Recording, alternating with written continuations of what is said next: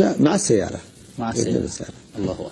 ففي أشياء كثيرة جدا، والحمد لله رب العالمين. أنا منتظر أيضا كانت زيارتي أنه في عندنا من ربعنا من أهلنا في تعز 10,000 مقاتل موجودين في مأرب وفي شبوة ما شاء الله. فكان يهددنا دائما أن يتركوا ويأتوا إلينا. فجيت أولا قلنا نثبتهم أولا كلها. أيوة. بس طلبنا منهم إيش؟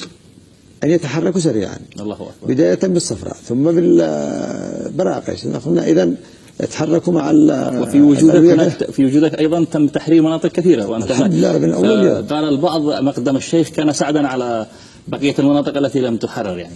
كما قالوا أيضا هنا أنه كان مقدمنا تعيين نائب رئيس الجمهورية ورئيس الوزراء.